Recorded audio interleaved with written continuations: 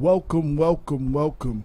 You are listening to Black Westchester Presents the People Before Politics radio show every Sunday 6 to 8 on NYSradio.com. I'm your host, AJ Woodson, joined by Dr. Robert Baskerville in The Place to Be.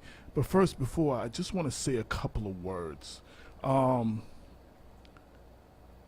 It's been said a few times, because it's been said about me too. Like anytime you have somebody that criticizes an elected official or a person that has a position of power, they want to say that that person is being paid.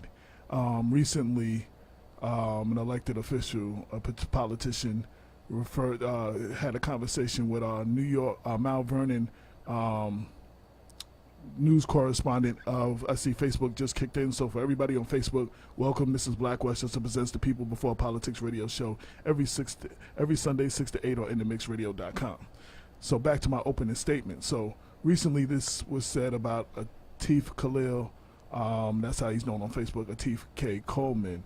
He freelances for he's a freelance Mount Vernon news correspondent, and critics who engage in paying others to promote their propaganda attacked Atif, saying Black Westchester or another entity must be paying Atif before his criticism of the mayor of Mount Vernon, a claim that has often been made about myself as well. So I just wanted to clear the record at the beginning of the show. Atif or any other contributor to Black Westchester or People Before Politics radio, we're a small outfit. Everybody volunteers their services, and they mostly do it because they care for the community. We are a free press that advertisers and occasional organizations or people who believe in what we do make donations to make sure to keep us going. That allows us to keep the paper free for the people. This is just another weak attempt by those whose feet are being held to the fire. And as I said on Facebook in response to a comment by A.O. Joints, we are not here to promote any politician's propaganda. We look into all the info and report the information to the best of our ability. We report the truth as we know it. Will we get it wrong sometimes every now and then? Yes, like any other media outlet, especially when one side refuses to answer questions and give quotes when they're requested. When we do get it wrong on those occasions, I have personally admitted and corrected the mistake. But because someone exercises their right to criticize an elected official or a person in power, it's not because they are being paid to talk bad about you. Suggesting such is an insult on individuals like Atif and Brenda and anyone else, saying that they don't have a mind of their own. We know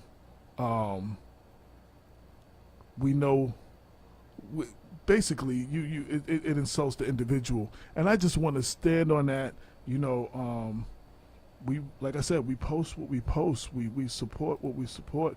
It's not our position to share the propaganda of the individuals. And some people get mad when they send us press releases and we don't run them verbatim. That's because that's not our job. You have publicity people. You have people that do your email blasts to take care of that sometimes.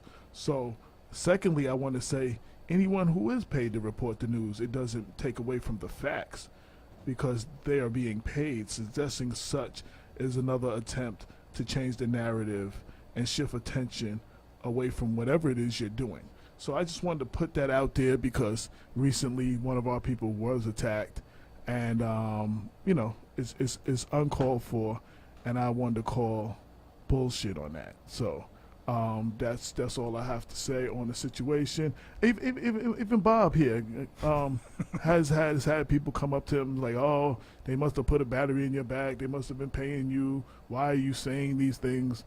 Because that's how he feels, because he cares about the community and he wants to get the truth out there, and he doesn't like what's going on. So we're not going to make the whole show about that. I just wanted to get that out, unless Bob wants to add anything to that. I'll only add that just as during the 2015 mayoral campaign in Mount Vernon, I was an open, ardent supporter of Richard Thomas based on policy promises that he had intimated to me that he would pursue in Mount Vernon, especially good government. So too, on almost with a very small amount of money, totally volunteer basis, and because I believe in the importance of Black Westchester, everything that I do is voluntary. AJ and Damon, I think, are doing an outstanding job to the best of their ability. I'm looking to support it because it's vital that we have independent newspapers to track issues in our community. And that's my only, if I didn't believe in this, and I always make a good faith effort to try to uncover the facts as I'm able to determine them and to offer up in an impartial, as impartial analysis I can, and that's it for me. Secondly, I'd like to say, shout out to everybody who's listening. As you notice, Lorraine is not here today. The lovely Latina Lorraine Lopez is not joining us today. She's taking a brief break, which is something we all need. So I know she's tuned in, so I want to say what's up to her. What's up, Lorraine? Damon K. Jones. This is the holiday weekend. He been working crazy hours. They got forced overtime at the job because some people don't show up and act like they can't work overtime or something, so he got to work extra hours, so the brother's resting. I know he will be tuning in. Shout out to Caitlin Gleason, Janelle Albritton, Brother Arthur Muhammad, Jesse Van Loo, and D. Wilson, who are all tuned in. Today we have a couple of guests. One that's about to come in right now. With the first guest, if you can hear me, make your way into the studio, please. They're going to tell you about a little program they got, give you some financial information, and tell you about the ingenious thing that they're doing. And then after that, we have New York State Attorney General candidate Leecia Eve, and I hope I pronounced her first name correctly. She is running, she's one of the 4 Democratic candidates running for New York State Attorney General. And I think it's very important, not just to Westchester, but to everybody to check out the candidates. We've reached out to all of them. She is the first one who responded back to us. Then you also have Mike Sussman running on the Green Party. As we do with all the elections, the candidates that we can get that do accept our invitation, we bring them on the show, introduce you to them, ask them a couple of questions so you can get to know who they are and hopefully make an informed decision when it comes to heading to that ballot box. You know what I'm saying? So, we a little different than everybody else. We're going to give you a different perspective than everybody else. Who else? Damon K. Jones just tuned in. Akeith just tuned in. Glenn P. Butler just tuned in. Robert Summons, I'm sorry. What's up, cousin? From Connecticut just tuned in. Pat English from Strong Island, she just tuned in. I'm expecting a lot more people around the state to be tuned in because of our guest today. This is not just a Westchester issue. This is a New York State issue. And the Attorney General position is very important, as you know, in matters like Eric Garner and situations like that, and, dealing with corruption. We're going to get into all of that. So without further ado, I'd like to have our 2 guests introduce themselves to you. Pull your mic close to you. They move, speak into the mic. Tell us who you are and what y'all do, the creative thing that y'all do that I've never seen before. Awesome. Well, first I'll go. My name is Jeff Broom, President and CEO of the Business Kings and the Trucking Crew. Okay. To my left. My name is Quincy Luzinares. I'm President and CEO of Credit Concepts and Raise the Credit, credit improvement firm. Okay, and before we get started, we have to give you an official People Before Politics welcome. All right. We'll take that. Now, y'all actually have a mobile. Now, I've seen this done with like healthcare. People come by and they come take your blood pressure and do all that kind of stuff, and they reach a bunch of people that don't have health benefits that don't know in the hood, especially in the hood. Sure. But y'all do a similar thing, but as far as credit is concerned. And I said this to both of y'all on the phone, and I've said it several times on the radio. We don't teach our kids about credit enough in our communities. And I'm speaking personally, and I've said this several times. I didn't know what credit was till I ain't have it no more. That's when I found out what credit was and how important it was. It was already gone. You know what I'm saying? So I wish that I had more. That we have Brother Rashad Bilal come on. He tries to come on monthly to give you all financial tips and credit, and I want these brothers to explain what they do and why they do it. I'm gonna talk about the mission, then I'm gonna let Quincy talk about the nuance of how we get it done. Okay. We're both from the inner city, Bronx, Brooklyn, and like you said, there's a lot of things that we were behind the 8 ball because our parents didn't teach us how to compete financially.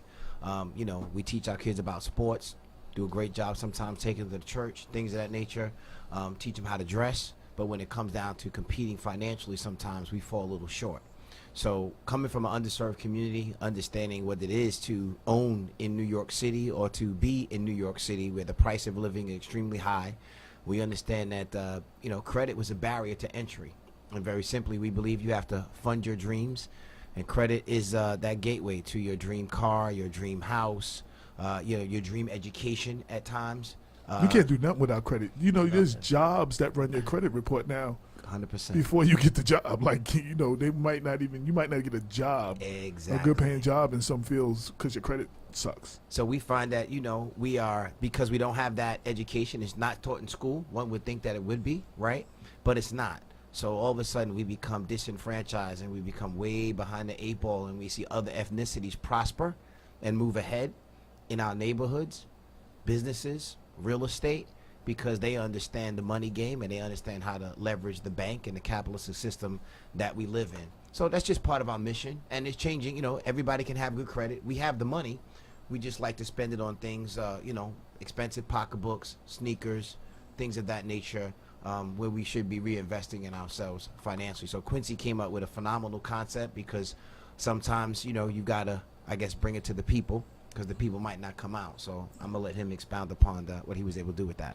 Well, we, being in the credit industry for over 15, 20 years combined, we knew that presence was very important when it comes to this credit game. And we opened up a credit education center on 1175 Castle Hill Avenue in the Bronx. So for the past 2 years, seeing the reception that the community has gave in the center, finally being able to have that accessible access point where they can come in, understand how to read a report, understand what's on their credit, we've seen that collectively, if we can come together and not only put these education components in our urban communities, imagine what we can do if it was accessible in other places simultaneously. So that's where the vision of kind of going mobile came. We want to be able to partner up with organizations, events, nonprofits, large gatherings, and just bring that education component directly to them. Infused with technology and accessibility just makes a perfect marriage. And the reason we had you on this week, because we concentrate mostly on the candidates for the primary. As we said, let's try to get as many of the candidates in before the primary. And y'all are going to be in Mount Vernon next week at the Rappacon event, which you will reach a lot of people who won't come to you. That especially not on Castle Hill Avenue. But I'm saying, period, though. No matter where you are, wherever you are, they're not coming to you. You'll reach a lot of people where they are, and they will be out there because there will be good music and DJs and all that stuff, and some food maybe, and we show up for those things. You know what I'm saying? All day. Yeah. So coming to that, I think, is a powerful move. Yeah. So we, shout out to Councilman Andre Wallace. Yes. And my brother Curtis Sherrod. Yes. Who puts from On Point Radio. I'm also On Point Radio. Shout to Yaz. Shout to Yaz Hurston. Yes. Indeed. Who writes the Single Mom Chronicle in Black Westchester. Single Mom Chronicle. Shout out to Yaz. Powerful woman. And so Kurt gave me an invitation to say, listen, Kurt's about hip hop and rap. Yes. So he said, Jeff, I have an opportunity for you to do some panel discussions. So, love rap. I'm from inner city, Brooklyn, projects. I get it. But I'm also a house head, right? Yeah. So we're going to do a little panel on house music. But more importantly, the segment that me and Q are really excited about is about owning a house. It's about home ownership. So we know that credit is extremely important for that. So we have Quincy Luzinaris. I've got my friend Andre Horn, who's a real estate professional. Jason Cledenden, He's going to be doing affordable housing because everybody can't afford a home in New York City. You got some Absolutely. mortgage folks as well. Affordable housing is not affordable. I don't even know why they call it that. I'm trying to tell you. So there's some nuances, man. So that's going to be at I just want to throw out the address for those who don't know. It's going to be at 28 East 1st Street. Our presentation starts promptly at about 12:15. And anybody who's looking for home ownership, investment property, find out what they qualify for. And I'll let Q talk about what we're going to do for free for people that come in for their credit. But we're really passionate about it because, you know, we can wear T-shirts, we can march, we can do a lot of different things. But if we don't own pieces of our neighborhood, own our blocks, we know a lot of gentrification taking place and we're getting kind of squeezed out. So we're about ownership, owning the businesses, owning the real estate in our neighborhoods. And I know that Q, he put something together, especially for people who came out to that event, what he was going to do for them. Well, you know, ownership is highly important, but also awareness is. You Absolutely. don't know how to purchase a home if you don't even know where you stand. So we Right. want to come out. We want to offer not only free credit consultations, but we want to make sure that they don't go a day without knowing where their credit stands. So we're giving them a 1 year of credit protection, Wow. 1 year of credit monitoring. I might take you up on that. Identity theft is huge. You know, there's $106 billion a year is being stolen through identity theft. So we want to make sure everybody's credit protected. So everybody will be getting a 1 year of free credit monitoring, credit education, and a $1 million identity theft insurance policy. Wow. With Wow. other fraud alerts Impressive. and other protection features. But we think that's highly effective. Absolutely. I often joke my credit's so jacked up. The best thing somebody could do for me is steal my credit. maybe pay for some stuff and give my numbers up a little bit. No, but that's not an invitation to take my credit. I'm just saying though. But I mean, but ownership. AJ, we feel that I'm not to cut you off, man, but then let you ownership. But and make that point. We just feel like when you graduate from high school, outside of your SAT score, your credit scores are the most important numbers that you should be aware of as Absolutely. an adult. So I'm sorry. And most people can't tell you what their credit score is. Absolutely not. If they do, they tell you one. There's 3 bureaus. Yeah, right? yeah, right. So you should know them like you know your weight and like you know your blood pressure. If you know those things, Some people don't know those they things don't either. know it either. Got to get up on it. Thank the doctor made me have to know those things. So I know mine, but it wasn't by choice. So I got to monitor mine. But ownership and that's one of the reasons we started Black Westchester and People Before Politics, because as a whole, the mainstream media basically does not care about us. They do not cover us. They're not here to educate us. And every other community, Chinese, the Jewish, Hispanic, every Irish, they have their personal papers and publications that speak to them, that promote what they do, that change the narrative. You know, we're not all thugs and you know, sagging pants wearing, you know what I'm saying? Indeed. Felons. You know what I'm saying? There's Indeed. a lot of people that you know, and the only thing we get celebrated for is sports and entertainment. And even then they build us up to tear us down. How about that? Michael Jackson. I mean, you know what I'm saying? He was the favorite, and then he started breaking Beatles and Elvis sales records. You know, he became Wacko Jacko and you know, all these other things. You know what I'm saying? But he was beloved before that, though. You know what I'm saying? So, and the other thing, as far as money is concerned, politics. We want these politicians to do what's in our best interest. Absolutely. But other groups of people are spending big money to help them get in office. And a lot of times we don't have that kind of money to spend. We don't understand political blocks and, you know, using our money in that way. You know what I'm saying? To help get someone who deserves to be in office. Money plays a role there too. So 100%. money is important for everything we do. Money's important. You know, can't live without it. You know what I'm saying? You know, shouldn't be the only thing you think about, but you can't live without it though. Cash is king, but Cash is king. Yeah, but credit is queen. absolutely. Yeah, I'm sorry. No, and you can't take it with you, and that's why it's important to start thinking Right. about the next generation. You know, your legacy. You know, right Right. now we're leaving debt. We're leaving. You know, we want to be able to pass certain things along to our children, and we believe that credit is that door, that gateway that can open up opportunities. So we're just here to educate them, make sure they know what opportunities they have. The information is here to learn. You just got to be willing to accept it. Now, I know y'all don't have I don't have a lot of time, but for those who are hearing this and be like, man, I like the way this sounds. I need to know more information. how can they reach you on social media? Is there a website? How do they contact you Well, to learn more about credit? To get the to get again, the parent company is Credit Concepts, and that's credit with 2 Ks. So you can find us on all social media handles, KREDIT, KONCEPTS, and our mobile unit is raisethecredit.com. You know, we feel we're on a mission to raise the credit and raise the community. So if you're having an event, if you're, looking to kind of bring our mobile unit out, you can go online, tell us about the event that you're having, and we'll be glad to see how we can partner up and bring that education directly to you. Okay.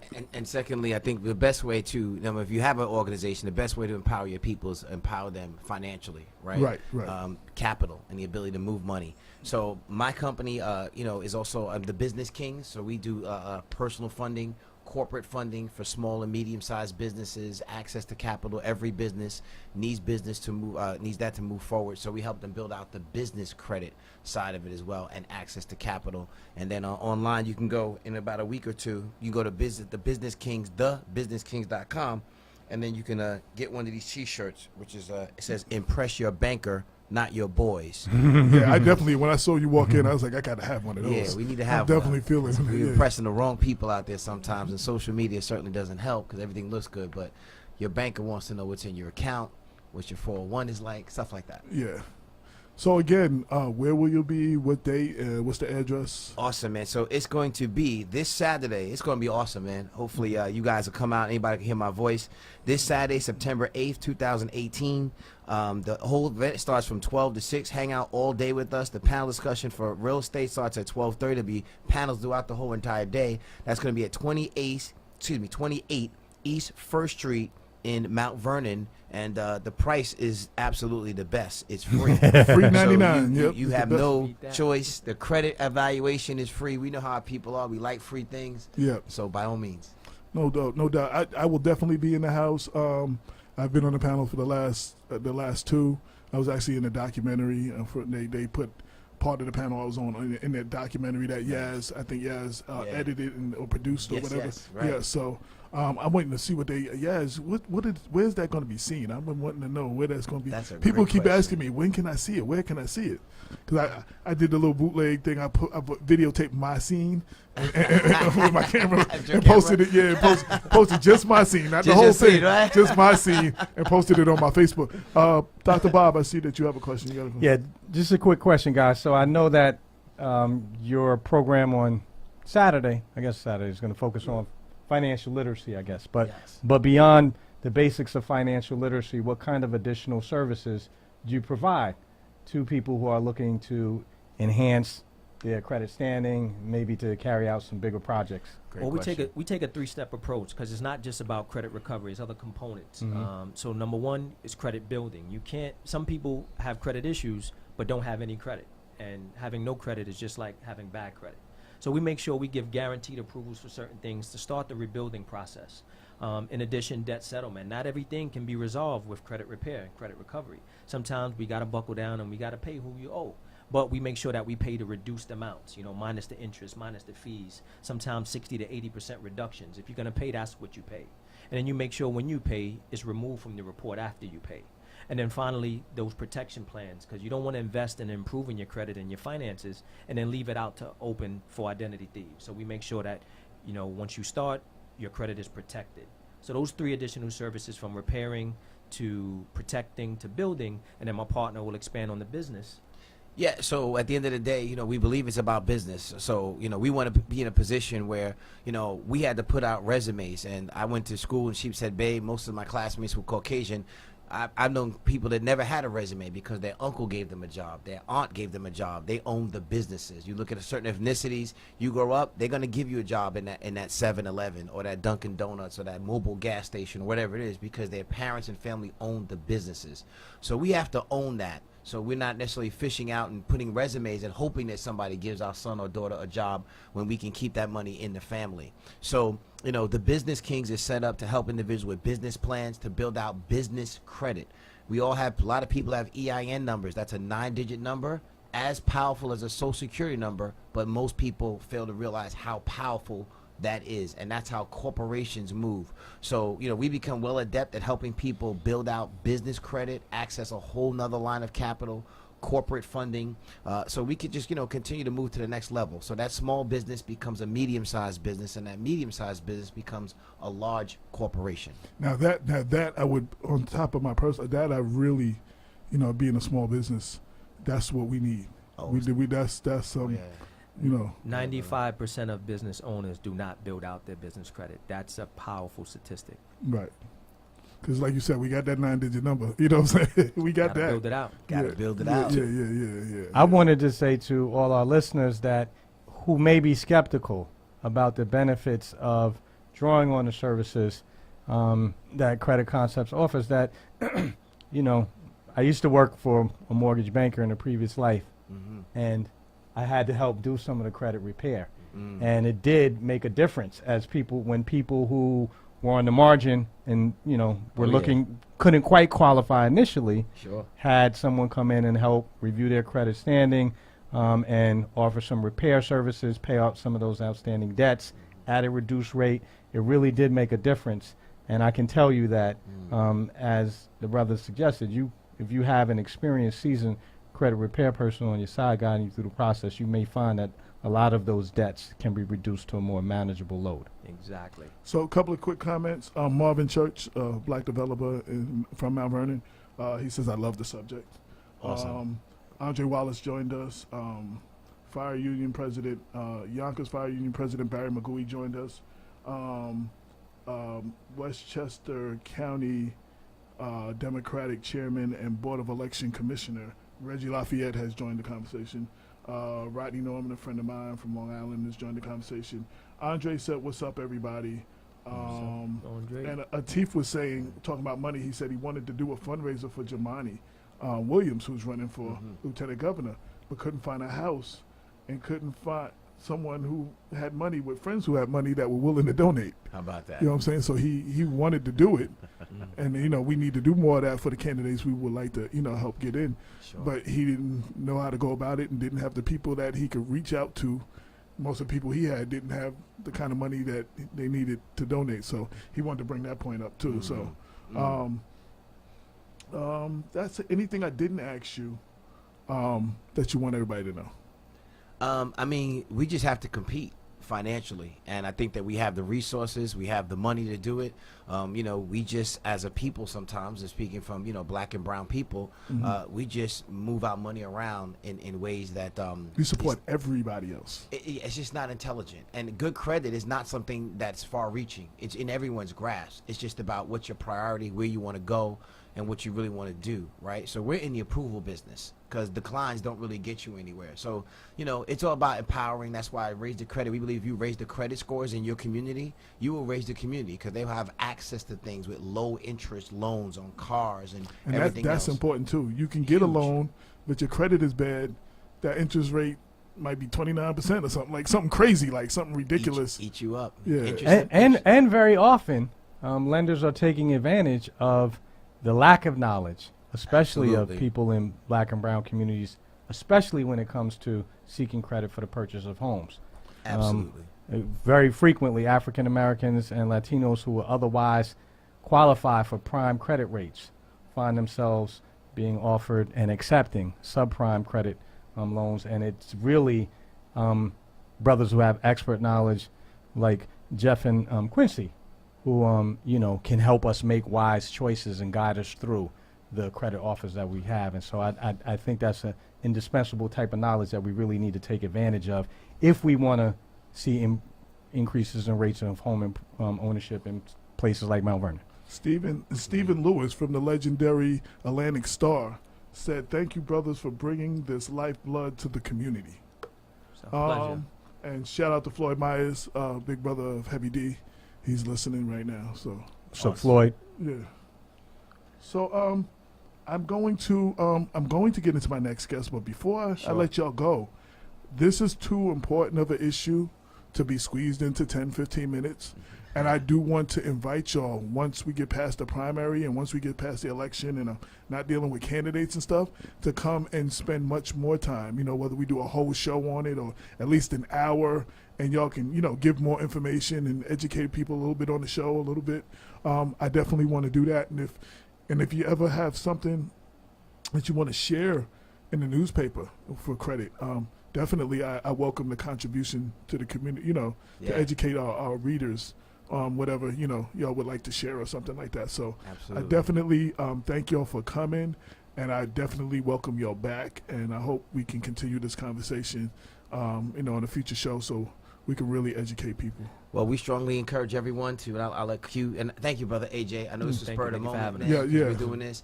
We strongly, as we wrap up, strongly encourage everyone to come out, to get their credit pulled, get it fixed, read it. And if you're a parent and you have children, you have a responsibility to make sure they understand what credit is and those trade lines and how to affect what affects it, good, bad, or indifferent. So We're not taking calls just yet, and since Mike calling in, one question I have that I know people don't know. So you have to be careful about having all these different companies run your credits, because don't your score to go down a little bit after you run your credit or something? Can you explain that? Like the important? Can you Yeah, explain? when lenders, and that's one of the biggest misconceptions. People think when they check their own credit that or it damages it in some way. But whenever you check your own credit through a credit monitoring site or, through a personal, pull, it doesn't do any damage. However, when a lender checks it for permissible purposes for lending, then that's when you could potentially lose up to 2 to 3 points per inquiry. So you definitely want to be proactive. Know what your credit score is prior to applying, because by law they have to tell you what that credit score criteria is for whatever you're applying for. And if you know that your credit score isn't that level, don't waste your time applying.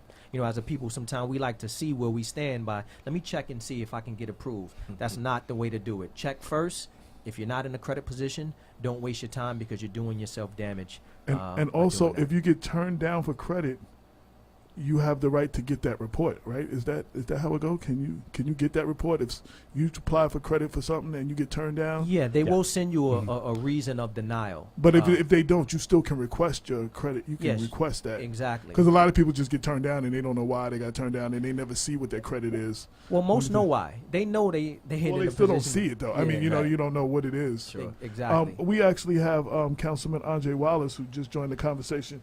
Andre, are you there? Andre, are you still there? Oh, I think we lost him. Okay. Well, he had called in, so shout out to Councilman Andre Wallace. and sometimes they'll give you the report, but they won't give you the number, right? So they'll give you a free report, but there's no number to go along with it. So sometimes, you need both, really, to really understand what's on there. And those numbers cost. Don't be. There's a lot of monitoring sites that may provide what they think your score is, especially if it's free. But just remember, these bureaus are billion-dollar industries. They make money off of your credit score, so it will cost, even if it's just $1.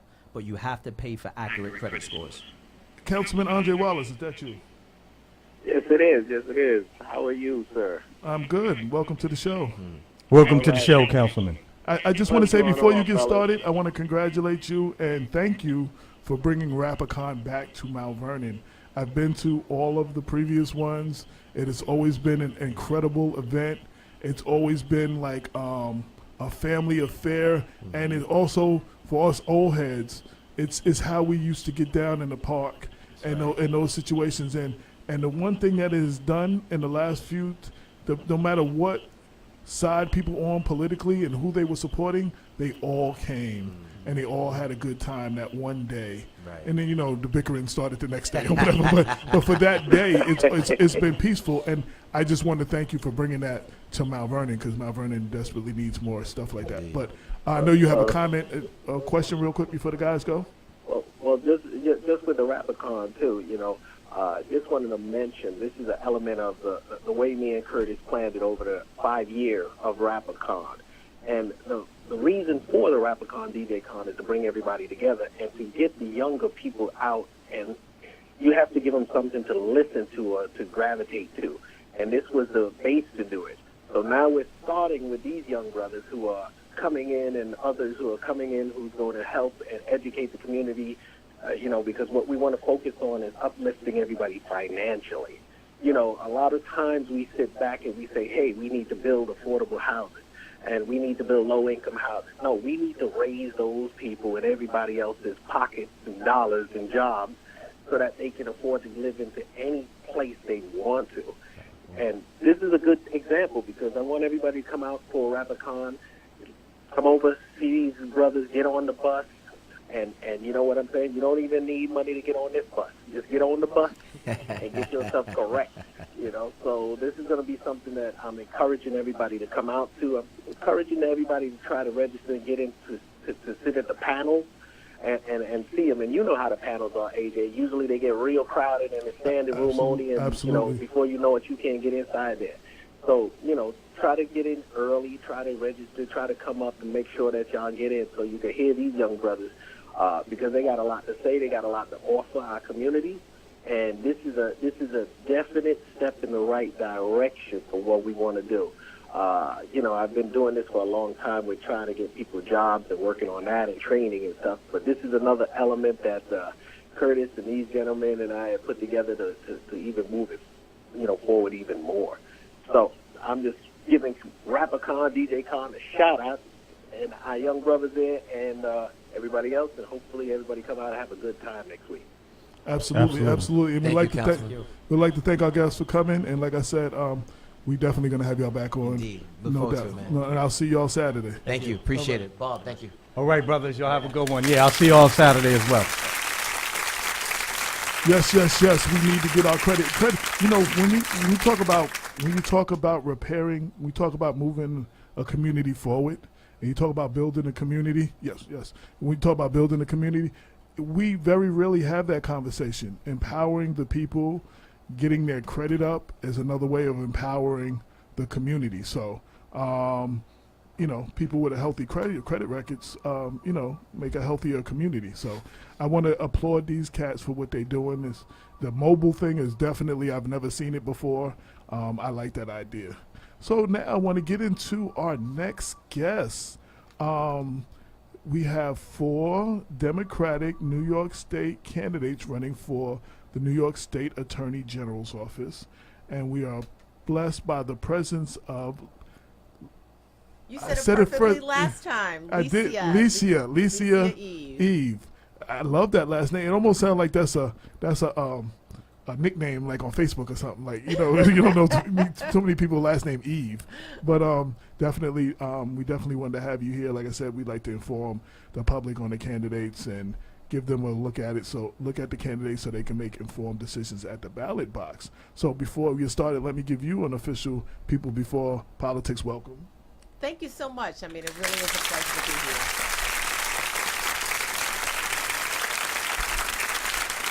And I know campaigning is what you're doing at this time, and I know you're running. Like I said, I know you were at my current church and my former church, Yes. Greater Centennial and St. Catherine in Rochelle earlier today. So you've been making the rounds, but I thank you for making time out of your schedule to come down here.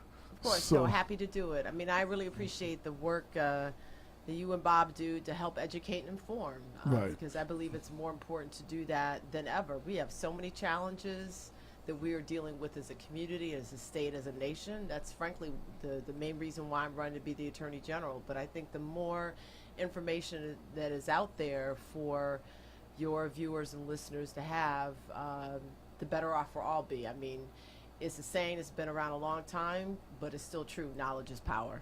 Absolutely. Well, I want to welcome a few more people. Kenneth Chamberlain is on the check-in. Frank Trulio, Uncle Frank's on the check-in. Damon, who you met, who has moderated the panel. Yes, He and I are partners. He's also the host, but he couldn't make it today. He got crazy work hours, but he wanted to say hello to you. Oh, hi back. Also, Sean Patterson Howard. Yes, and I forgot. I'm sorry, I one didn't of mention her name. Mount Vernon's distinguished native daughters, along with Donnie Starchild Moore. Yes. Just want to check it in from North Carolina, and my friend Rodney Norman from Long Island, who's listening from Kansas City. Oh wow! So we have a lot of people today who might not normally listen, or we only deal with Westchester issues. We got people around the state definitely listening that are not usual every week listeners tuning in to hear what you have to say. Oh, that's great. That's great. Well, as I said, it's really wonderful to be here. I mean, as you stated in your intro, I am running for Attorney General of our great state, and I want to just emphasize a lot of your listeners and viewers are, very informed. Pull the mic a little closer. Oh, just a lot of it your moves. You can listeners just pull it up. and Yeah. viewers are very informed. Does that work? Yes. Good. Okay. I want everybody to hear you. Yes. But I was in Mount Vernon this morning, and someone said, "Well, I live in the Bronx. I can't vote for you." I said, "No, yes, you can. This is a statewide office." Right. And so, if I may, AJ, just take a moment. The Attorney General of the state of New York is the chief legal officer for the entire state, a state of almost 20 million people, Right. with 62 counties in it, Right. of which Westchester is one, but a really, really big and a very important one. Right.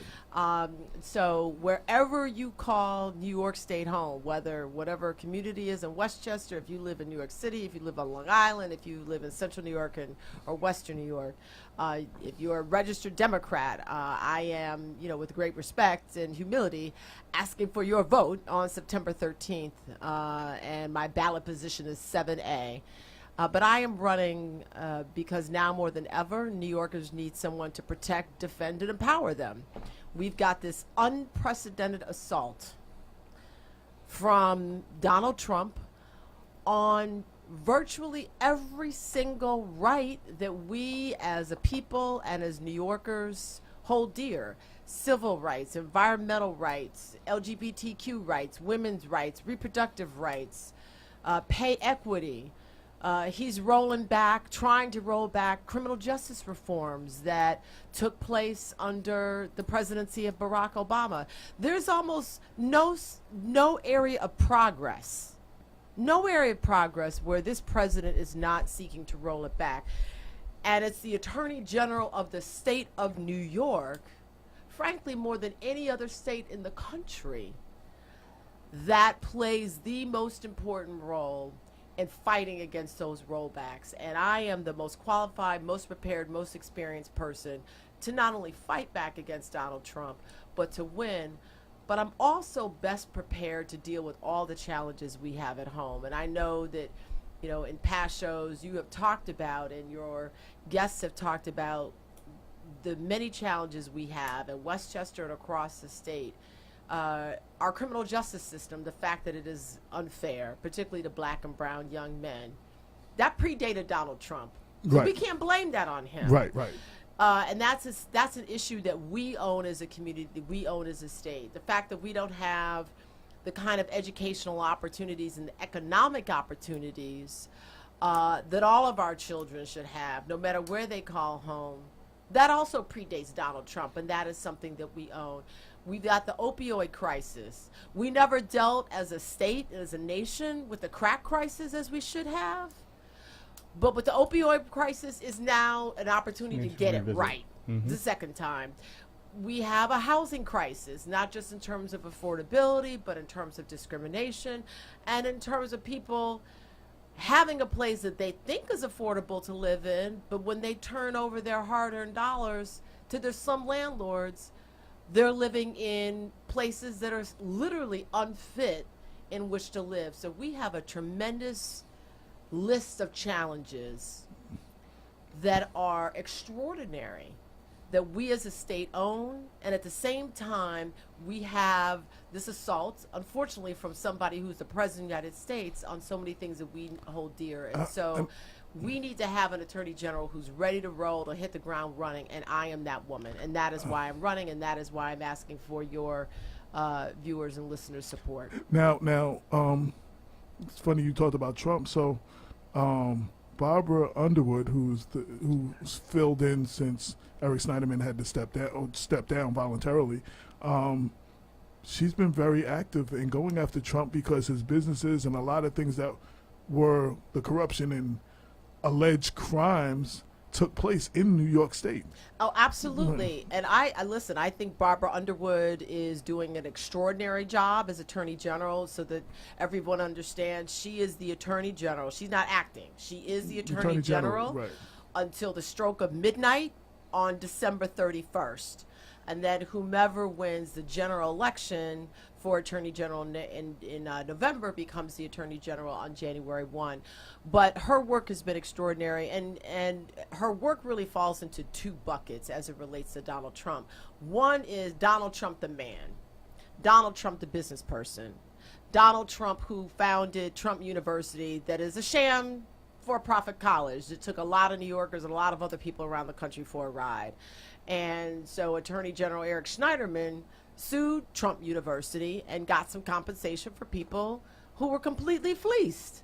Young people who thought that they were going to get this great education from Trump University, and they got nothing but a bunch of bills.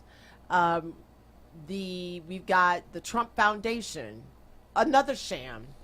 Have you ever heard of a foundation whose board of directors hasn't met in 19 years? Well, that's what the Trump Foundation is. I didn't know that. People contributing, they think to a nonprofit entity, and he's using hundreds of thousands of dollars to pay settlements and to pay for a portrait that is, hung in one of his golf clubs. So we have a whole series of issues and investigations and prosecutions ultimately focused on Trump, the person. And that's another reason why the New York Attorney General is so important, because as you said, he's a resident of New York. His assets are here. A lot of his cronies are here. Michael Cohen, who was his lawyer, who said under oath that, in effect, that the President of the United States, or the candidate at the time, directed him to commit a crime for the purpose of silencing women so that he could become the next president. So we have a whole set of investigations and prosecutions tied to him personally. But then we have a whole nother area where Barbara Underwood is focused, and where I would continue as Attorney General on January 1, that's focused on the Trump administration's policies. So his rollback of the Clean Water Act, his having someone who heads up the education department that wants to use education dollars to give guns to teachers. So there's a series of administration policies that are important that the next Attorney General fight back against. And again, I'm most prepared and best prepared to do that.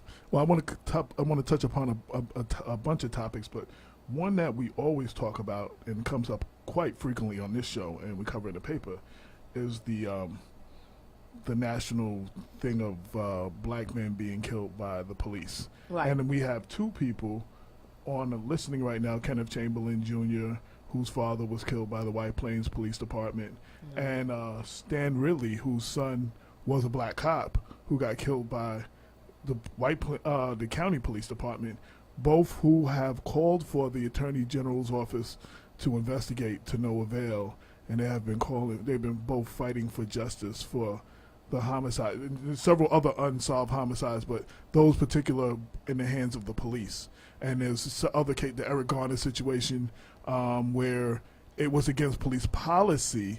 The chokehold was against police policy, but it was not against the law, and no one has gone to jail. The only person that actually went to jail is the guy who videotaped the situation. I think he's the only person that served time. Yeah, which is absolute insanity. So how would you, you being if you were elected the new Attorney General, how would you handle these situations in ways that we have not got any kind of justice in those situations yet? Well, first of all, condolences are not going to bring these fine young people back, but I do want to share my condolences with the persons who are listening and watching right now. I can only begin to imagine the pain that they must feel. It's another reason why this office is important, because within the past few years, under an executive order that was issued by the governor 2.5 years ago, the Attorney General of the state of New York is now the special prosecutor automatically. There's no is she or is she not. The Attorney General of the state of New York is automatically the special investigator and prosecutor in any instance where a New Yorker anywhere in the state who is in the custody of law enforcement and who is unarmed ultimately is killed by whatever means. A chokehold in the custody. In the case of India Cummings, a 27-year-old woman from my hometown of Buffalo who was arrested, put in the Erie County Holding Center, was unarmed, so she was in the custody of law enforcement, had medical issues that went completely untreated, Like Raynette Turner and Mount Vernon. and ultimately was found dead on the floor of her jail cell in her own urine and vomit. And ultimately, a medical review board at the State Department of Corrections determined that, based upon their very extensive factual findings, that her death was a homicide because the medical treatment, or the lack thereof, that she did not receive. So what the term was used, shocked the conscience as to constitute a homicide. Unfortunately, something like this happening one time is one time too many. And now the Attorney General of the state of New York has the explicit authority to investigate or prosecute in any of those instances. And I know in the case of India Cummings, Attorney General Barbara Underwood was looking to whether she would conduct her own investigation. A grand jury has actually been impaneled in Western New York.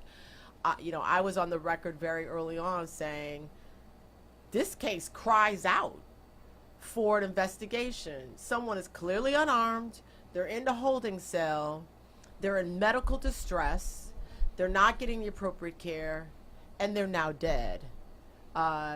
This must be investigated, and wherever that investigation leads, if it leads to prosecution, then it needs to be prosecuted as a homicide. So there's a tremendous power of the Attorney General's office to prosecute in these kind of cases, and I can't prejudge what may happen with any instance in the future. I hope as Attorney General, I never have to deal with someone who is in the custody of law enforcement, who is unarmed, and who winds up dead. But if I do, I will use the full powers of the Attorney General's office to conduct an investigation.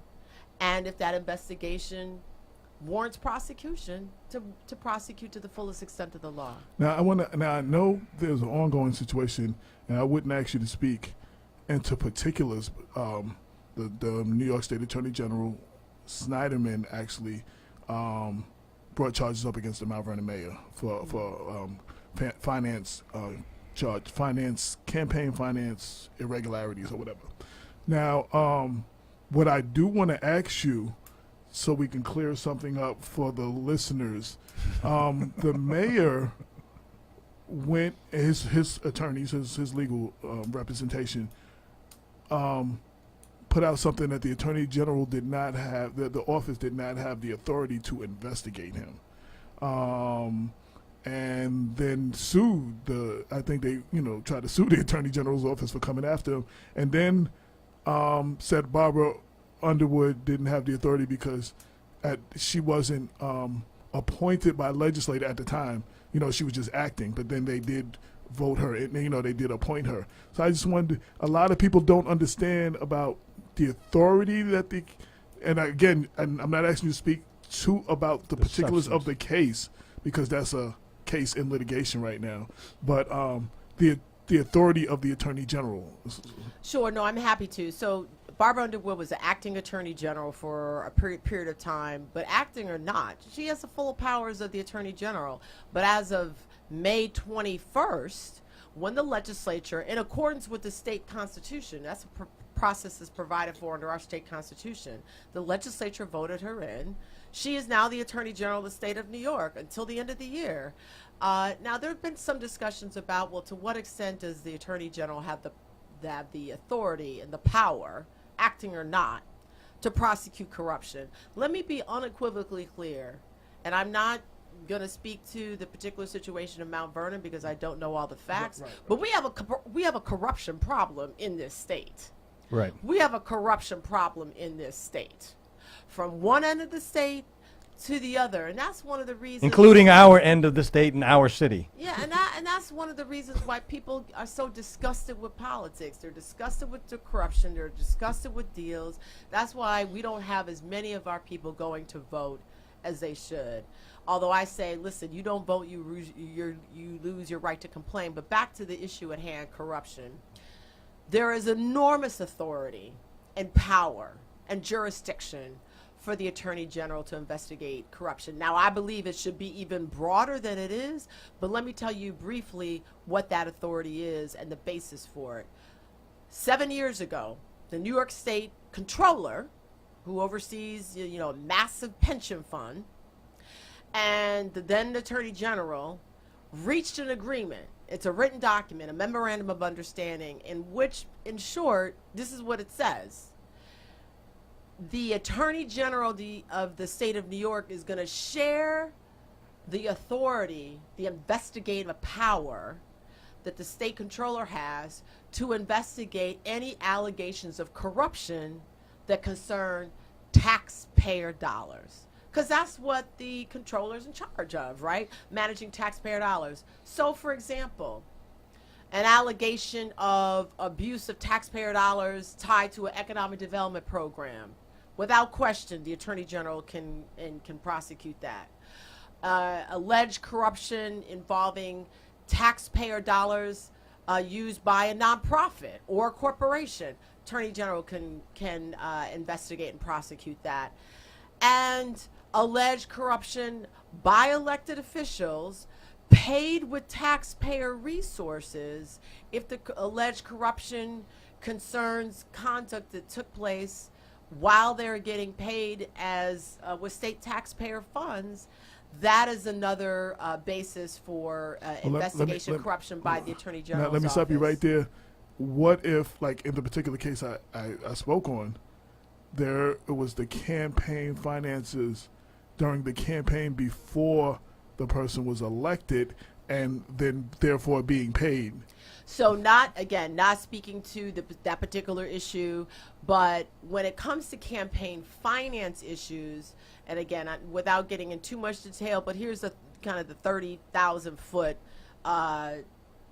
set of circumstances. Campaign finance laws are overseen by something called JCOPE, the Joint Commission on Public Ethics.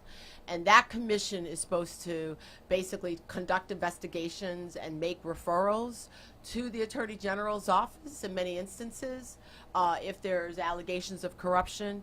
And one of the issues that I have been focusing on as a candidate is I think we need to get rid of JCOPE. We ought to have a non-partisan commission that deals with campaign finance, that investigates campaign finance, and that can refer any potential matter of corruption directly to the Attorney General's office. There is nothing that's in place right now like that, but I believe that there will be, and there will be soon, because I as a candidate have been calling for it, but many New Yorkers across this city, across this county, and across this state want it. They want an independent body that doesn't have to wait for anybody to say, okay, refer this matter to the Attorney General's office. This independent, nonpartisan body can do it. The bottom line is we got way too much money in politics. That's why I support public financing of campaigns. The fact that somebody can contribute $65,100 to somebody running for statewide office is obscene.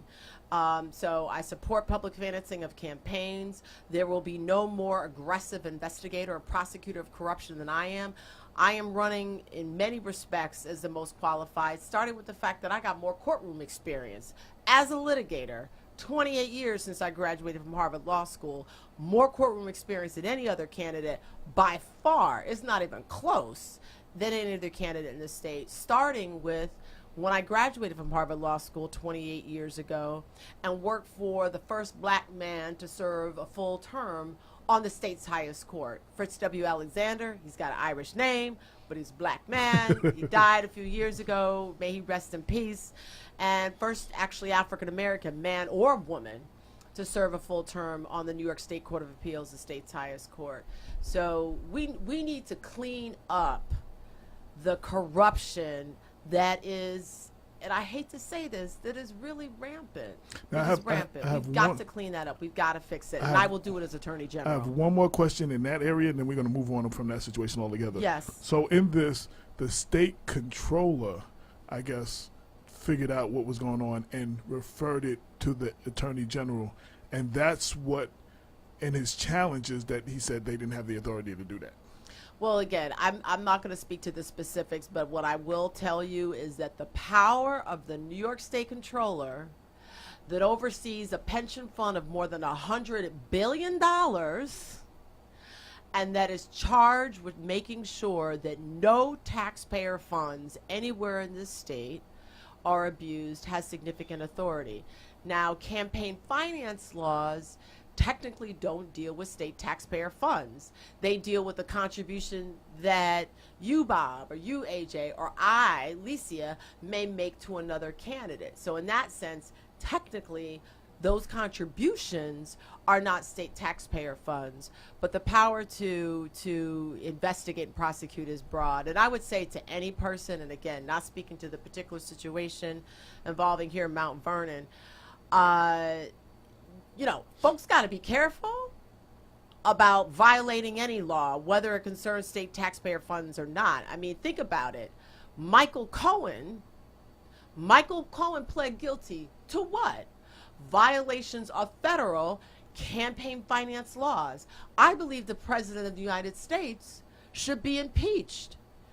He has committed an impeachable offense. He is an unindicted co-conspirator with respect to the violation of a federal campaign finance law. So, people may talk about semantics, but violation of campaign finance laws, whether it's a federal law or whether it's a state of New York or a local law, is serious business, and obviously nobody should be engaging it. You have a couple of quick comments. Listener D. Wilson said the most dangerous woman in the world is an African American woman who is knowledgeable, wisdom, and has knowledge, wisdom, and understanding, and education, and is the law. You better go get them, girl. Oh, thank you. Oh, and, whoever said that, thank you. And Floyd Myers, the older brother of the rapper Heavy D, he said, Miss Leecia, did I say your name right again? Yes, you said it perfectly. Miss Leecia is 100% accurate and very knowledgeable. Oh, thank you. Thank you. And Damon K. Jones said, where is it at? He said, Leecia Eve for AG. Oh, right. God bless. So I just want to get a couple of those out. Thank you. Someone has shared your website. I'm humbled. Yes, LeeciaEve.com. I'm on Facebook. I'm Twitter. Leecia LeeciaEve.com, and Facebook page the same. Welcome to everybody else who has joined us. Charles Stern, from Mount Vernon. I'm trying to get everybody because there's a few of y'all. Sean Barrett, Lat George, the lovely Sylvia Gonzalez, that's her Facebook name, Maggie Wade, I said Stanley Ridley, who else? There was a few more. If I didn't mention you, I'm sorry. Thank you all. Gail Baxter from Yonkers, former head of the Yonkers NAACP. Oh, shout out to Gail. Thank you for your service. The Future Society from Mount Vernon, Marvin Church, I think I mentioned his name before, Stephen Lewis from the legendary Atlantic Star, and everybody else tuned in. And before I go any further, Atlantic Star last year in September was awarded Atlantic Star Day in their home of Greenberg, and the street, a portion of the street, Tarrytown Road, I think it is now Atlantic Star Way. And sometime this month in September, it's in blackwestchester.com. Oh, they will wonderful. be doing a big celebration concert in one of the hotels, and that's coming up soon. So they'll be celebrating that whole thing. Shout out to Paul Feiner, the Greenberg town supervisor, and they will be portions of the proceeds from the concert will go to their alma mater, Woodland High School, which is Damon K. Jones High School. They've given back to their school. That's and wonderful. I just want to shout them out for their longevity, for their good music, and for their continued work that they do for their community. So they got to shout that out. So I wanted to give them credit for that. So I will definitely, Black Westchester will be there for the show. We will definitely be there for the show. Glenn Butler, I forgot to shout your name out though. Bob has some questions. I'll let go. Yes. So Leecia, welcome. It's an absolute pleasure to have you on the show. I want to ask you a question, and then I want to step back perhaps to offer. Correction, Doubletree Hotel and Tarrytown. That's where the concert will be. But go ahead. I want to ask you a question related to the specific topic that we were addressing, because it's important for those of us in the city of Mount Vernon, whenever we have on expert guests, to try to get an informed perspective about many of the issues that we're grappling with, because there's a lot of cynicism and skepticism about the validity of the charges that many people like myself have made with respect to Mayor Thomas's conduct in office after making a good faith to try to see whether or not it comports with the law. The question I have is, even though there may be issues about whether or not the Attorney General received the referral in accordance with New York State law, my impression is that political campaigns are themselves nonprofit corporations and therefore are subject to nonprofit corporation laws. So they are not nonprofits, and that is why if you give $1 to your church, which is a nonprofit, that's tax deductible. But if you give $1 to a campaign, it's not tax deductible because it's not a nonprofit. It's not considered for profit, but that's why you can't deduct contributions to campaigns. But let me say this, and again, not speaking to the specific facts, because, the worst thing, and I know this as a lawyer, you don't want to comment on something when you don't know all the details. But what I will say is that we have district attorneys, right, in each of the counties across the state. Their ability to prosecute for a myriad of crimes, whether there's a referral or not, is significant.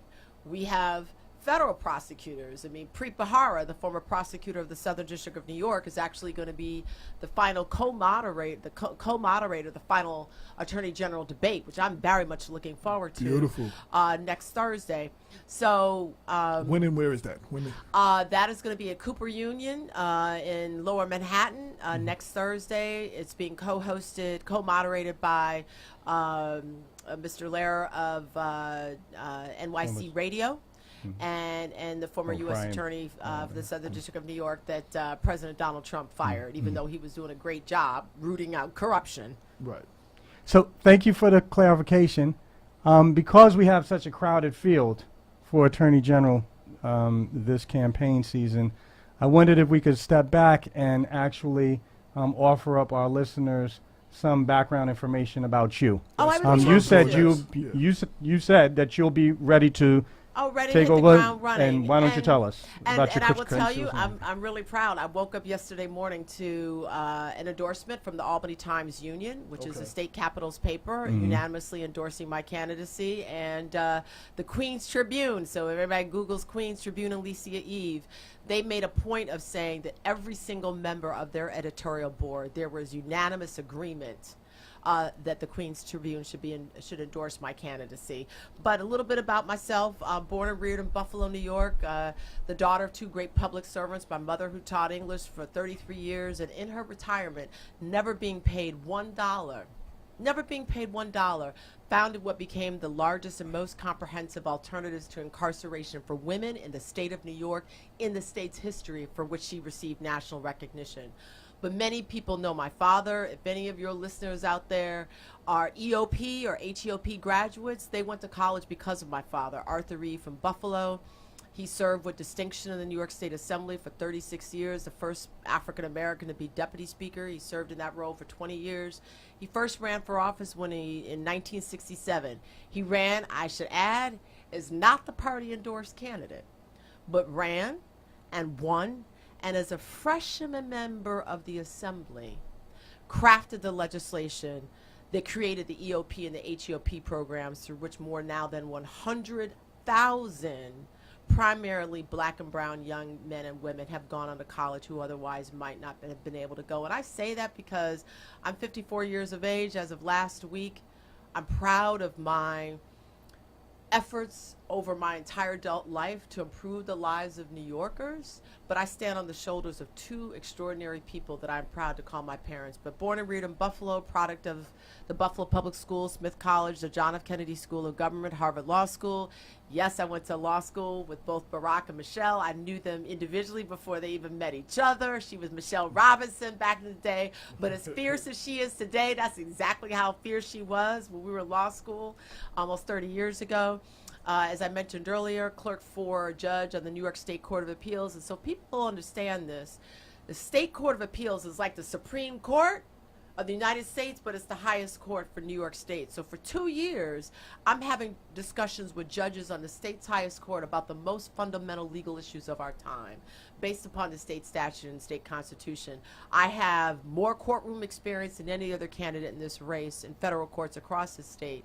And the case that I am most proud of, is a case when I was barely 30 years old. Matter of fact, we filed suit when I was 29. I represented as a class every single woman incarcerated at District of Columbia prisons against the District of Columbia. At 29 years of age, with 3 other young women lawyers, we took on the DC prison system, and we fought hard. We had a lot of setbacks, but we stayed the course, and we won. I was in charge of the obstetrical gynecological care part of the case. One of my clients literally had her legs shackled to a hospital bed as she brought a child into this world, a woman who looked like us. This conduct was inhumane, it was unjust, it was clearly unconstitutional, and we brought suit and we won. And I say that because I forgot how young I was when I represented hundreds of women incarcerated in DC prisons. That's the kind of what we call baby lawyer. When you're not 30 years old and you're practicing law, we call ourselves baby lawyers. That's what I did as a baby lawyer. That gives you some glimpse, some sense of the kind of attorney general I will be.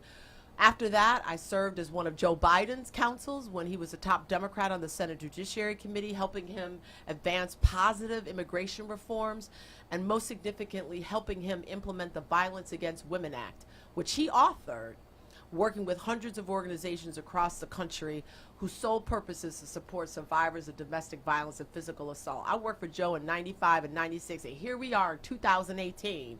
And what are the issues that are front and center in our national debate? Immigration and the continued abuse of women, some men, and also children. Proud that I served as the first Senate counsel and Homeland Security advisor to the Honorable Hillary Rodham Clinton for 4.5 years. Was in the trenches fighting with Hillary to advance reproductive rights, women's rights, pay equity, criminal justice reform, civil rights, voting rights, environmental rights, fighting for good judges, fighting against bad judges.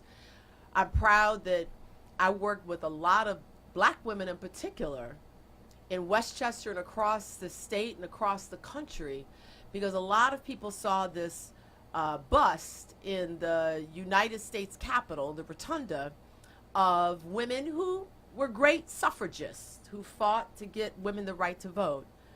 But they were white women, and a lot of people, both black and white women, said, well, wait a minute, where's Sojourner Truth? Sojourner Truth was an abolitionist, but Sojourner Truth, who was born enslaved in New York, was a suffragist. Yes, ain't I a woman? Ain't I a woman? She was a suffragist way ahead of her time. I crafted the legislation that Hillary introduced in the Senate and that Congresswoman Sheila Jackson Lee introduced in the House, passed both bodies. And let me tell you, that involved me, talking to my white Republican counterparts in the Senate. I had to explain to them who Sojourner Truth was and why she needed to be honored. But you know what? To their credit, they heard us out. We did that education, and today in the United States Capitol, for the first time in our nation's history, there is a statue, there is a bust of a black woman, Sojourner Truth, for all the world to see. I more recently served as the first woman and the first person of color to be the Chief Economic Development Advisor to a governor of our state in the state's history. I oversaw 11 agencies in state government, from tax and finance to economic development. When I left the governor's office 5 years ago, they gave my job to 2 different people. But when I had it, I took care of business. And I say all this to say, experience matters. We got somebody in the White House who has no idea what the heck he's doing, in addition to just not wanting to advance the cause of justice. And that's why, frankly, the Albany Times-Union and the Queens Tribune said, I'm ready to hit the ground running. I'm smart enough and secure enough to say, I don't know everything. Nobody knows everything. Absolutely. But I know where to go to get the advice and counsel from people who do. But I know about government. I know how to litigate. I know how to fight. But even more important, I know how to fight and I know how to win.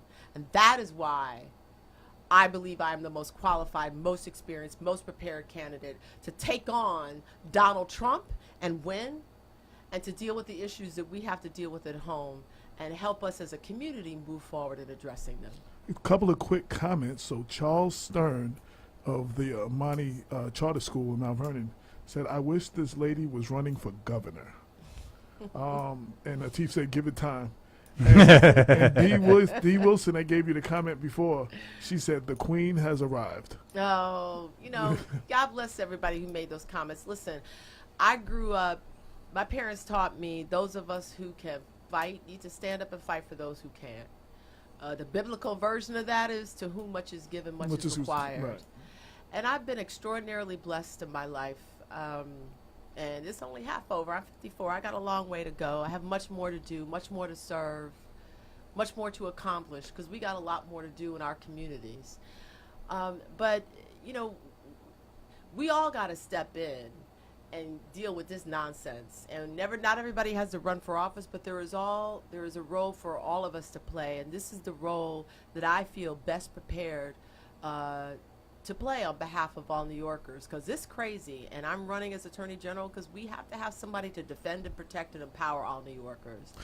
And I got the experience and the commitment and the knowledge and knowing how to do it in spades. But I really appreciate the shout outs from your informed viewers, and I want to bring all that experience, all that commitment to bear to help us together tackle some of these challenges. They're going to be hard, but I never give up from a challenge. If stuff was easy to do, we wouldn't have problems. But I'm best prepared to roll up my sleeve and work with everybody to get the job done. Now we heard about who you are, the elected official. Who is Leecia the person? Well, I'm a daughter. I'm a sister. I have 4 brothers. 4 African-American men are my brothers. My eldest brother is Arthur Jr. My middle brother is Eric Vincent. My 2 youngest brothers are actually named after Martin Luther King and Malcolm X. My father knew them both. I heard you say that. Yeah. Yes. My 2 youngest brothers are twins. And my parents. Malcolm and Martin. Yes, Martin and Malcolm. My one's name is Martin King Eve, and I think he's watching, listening now. And the other one is Malcolm X Eve. My father knew both Martin King and Malcolm X, and he always believed that they were much more alike than they were different. The media at the time tried to portray Malcolm as this radical that wouldn't have anything to do with Martin, and Martin Luther King as being the exact opposite of Malcolm. And I think what history has shown us, they may have had slightly different means, but their goal of economic and social justice was really the same. Well, they do that. They do that to us in the history of this country. They always find ways to form divisions, whether it's light skin, dark skin, east, west, whatever. Yes. They always find ways for us to fight amongst ourselves, and for our groups to fight amongst ourselves. And we have to know how to move past that. So I'm a sister, I'm a daughter, I'm a caretaker, I'm a fierce advocate. One of the things that comes up, a lot of times reporters will ask me, and they'll ask the other candidates, but I'll just use myself, say, well, can you be independent? We have all this corruption. I said, listen, this is also part of who I am, AJ. For those of you who remember the Attica prison uprising, Yes. riots in 71, I was 7 years old at the time. And my father, when he was in the state assembly, would get letters from inmates at Attica sharing with him their concerns about the conditions they were living in that were horrific. And my father was one of really a very small number of people that would respond to the inmates' concerns. My father actually has more than one occasion in the late 60s would drive family members in Buffalo to Attica Prison, which is a long drive, to visit family members. And so when the riots broke out in 71 and I was 7 years old, the inmates had a very small group of people that they wanted to negotiate on their behalf. One of them was Tom Wicker, who was a writer for the New York Times, and my father was another person that they asked to come in. I learned recently, one of the people they asked to come and negotiate on their behalf was Louis Farrakhan, and he did not come, but my father did. My father was actually the very first person to enter the Attica prison riot. And I didn't understand it at the time because I'm just 7 years old. But a few years later, even before I became a woman myself as a teenager, I realized my father went into that prison when my older brother was 14, when I was 7, when my brother Eric was 4, my 2 youngest brothers were babies. My father went into that prison not knowing whether he would come out alive. Right. So when reporters ask me, can I be independent? Do I have what it takes to prosecute corruption? I say I'm the daughter of Arthur and Constance Eve, who have literally, in the case of my father, has risked his life to try to see if justice could be served. That is what I am made of. So yes, prosecuting corruption, light stuff, compared to what I bore witness to members of my own family doing because they felt compelled to do what they could to see the justice could be served. How do you feel? We have a lot of black and brown listeners. How do you feel about the whole immigration thing, the border, and the kids being separated from their It's parents outrageous. It's outrageous. and being held here, some being held here in Westchester. It's outrageous. It's a violation of federal law. It's a violation of federal law. I mean, I knew that from day one because of the work I did with Joe Biden, because immigration was part of the issue, one of the issues he focused on. This was not new to me. I knew right away the President of the United States is directing ICE to break the law. And fortunately, a number of federal judges reached the same conclusion, which is the reason why the President of the United States had to, work to reunite these families. Unfortunately, there was such incompetence, in addition to thuggery behavior by federal employees, that they're still trying to track down where all the children are so they can be united. Well, 500 plus still. I mean, this is the United States of America. Are you kidding me? This is ridiculous. So obviously this is an outrage, but you know what? Outrage is not going to unite these families. What we need to do is get that man out of office, not wait for 2.5 years. And listen, I would love to talk about my candidacy the whole time, but anybody who's listening, wherever you are in the United States of America, you need to vote for people who believe in justice and believe in fairness, whether it's in the state legislature or a member of Congress, and oppose people who don't, because we have to bring this nonsense to an end. Fortunately, our federal courts around the country, which is an independent branch of government, are looking at the law. And for people who say, well, people are, they're coming over the border illegally, let me tell you something. I also know this because of my work with Joe Biden, and I know this because I've represented people in the past who have sought asylum. One of the last matters I handled before I went to work for Joe was to represent on a pro bono basis a young brother who was fleeing violence from a West African country. People crossing the border, they're not crossing the border because they're looking for better economic opportunity. They are crossing the border because if they stay where they are going to be killed by a gang, or be sexually assaulted by their abuser. They are fleeing violence.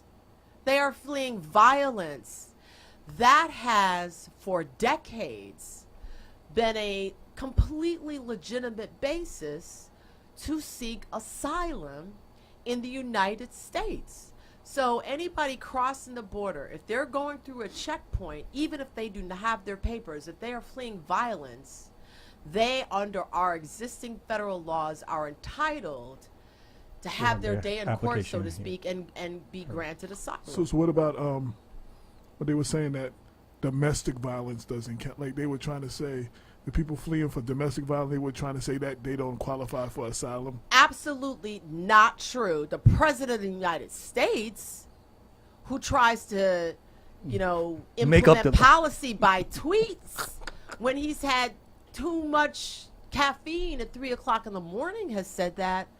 But I'm here to tell him I know a heck of a lot more about our immigration laws than he does, because I actually have read them and I understand them and I know what I'm talking about.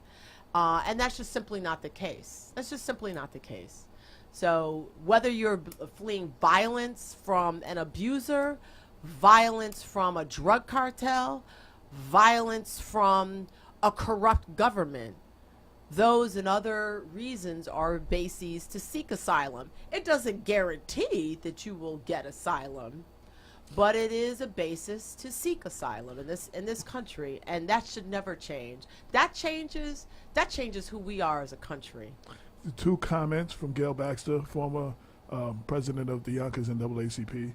She said, "Vote like your life depends on it." And it does. Is my only encouragement to get folks to the polls. # shut Trump down.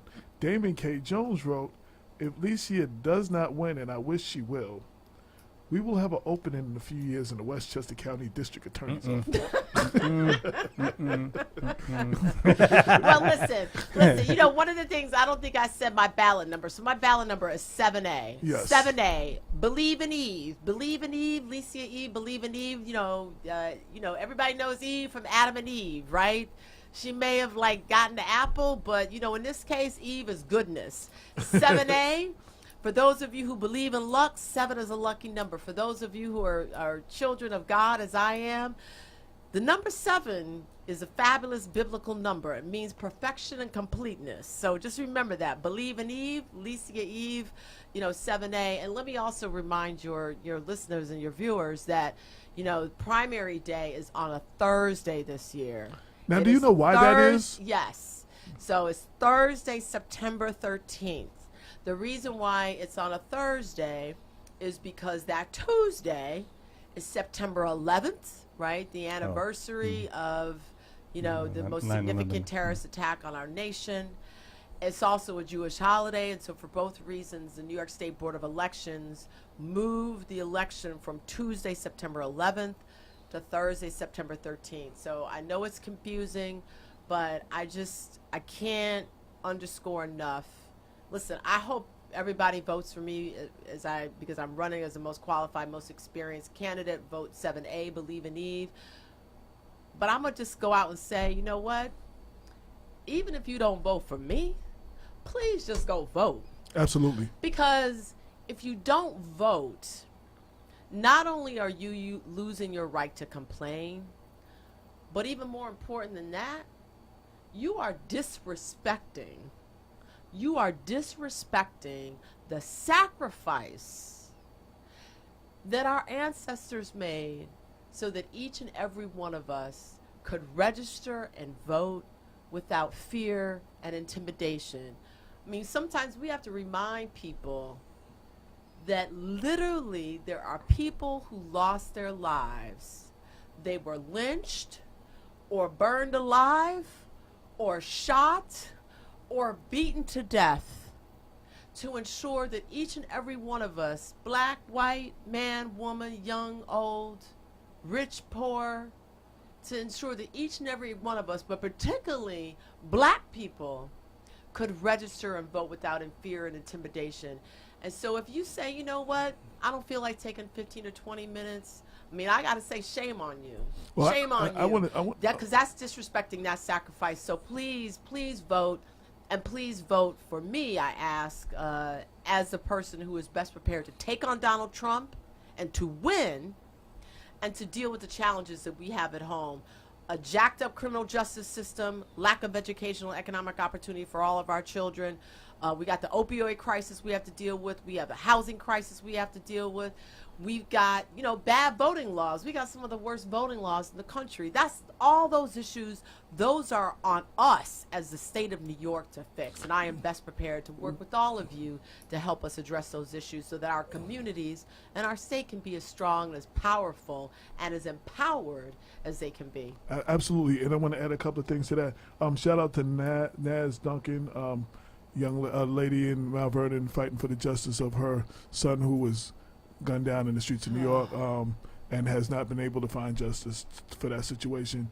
It wasn't at the hands of police; it was in the street, black on black. But we have to do. I mean, the issue that I've talked about more than any other, in addition to Donald Trump, is criminal justice reform. Because there's so many issues that are important. But I think at the end of the day, if we don't think if we don't have faith that our criminal justice system is fair, not a whole lot, matters. And I'm so sorry what happened to, that sister's loved one. Because, we have problems in our community. And one of the things that I've talked about is a need to expand educational economic opportunities so more of our children are not engaged with the criminal justice system in the first place. But, I support the legalization of marijuana. I support strongly the expungement. Now, why? Because the justice system is not fair. Call a police hold. You have somebody being picked up for recreational use, smoking weed on the street, and they're being picked up and arrested, and so they now have a conviction on their record. But someone who's living in the suburbs, doesn't have that conviction. So it's an unfair criminal justice system. And I believe that the conviction of every single person who has been convicted of recreational use of marijuana, their records should be expunged, because we got a lot of bright young people who got picked up for smoking weed when their wealthy counterpart in the suburbs would never get picked up on the street for smoking weed. Now it's more difficult for them to get a student loan, to be in public housing, to get a job, you name it. And so those are the reasons why I support those initiatives.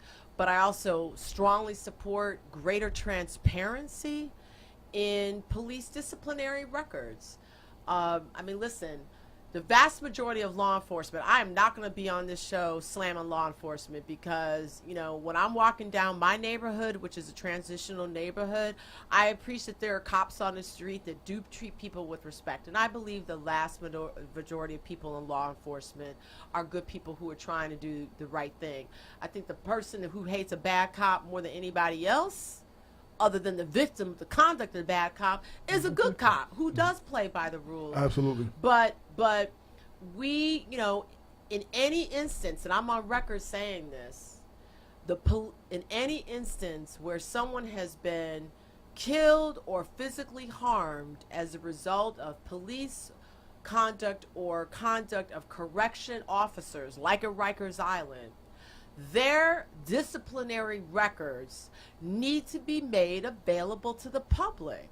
That should not be private. And New York is almost unique relative to so many states, where it's hard to find out whether the police officer had a really good record, right? Which would be good for people to know. Hey, this person's been a law enforcement officer for 20 years, never had a problem with anybody in the community. And something happened, and we got to look at the facts, but the fact that they didn't have disciplinary problems is pertinent to an investigation. In contrast to someone where something happened, somebody was hurt, and you look at this disciplinary record and you're saying, oh my Lord. Yeah, so like somebody who, right. like someone who We cost the city of Mount Vernon facts. $1 million and fees paid out for roughing people up for. Right. We need to know what the facts are. So there is so much work to be done. I support strongly the elimination of cash bail. We have thousands of New Yorkers across this state, but particularly in the New York metro region, who are sitting in jail right now, not for days, not for weeks, but for months. And in the cases of some people, years in pre-trial detention, have not had their constitutional right to a speedy trial.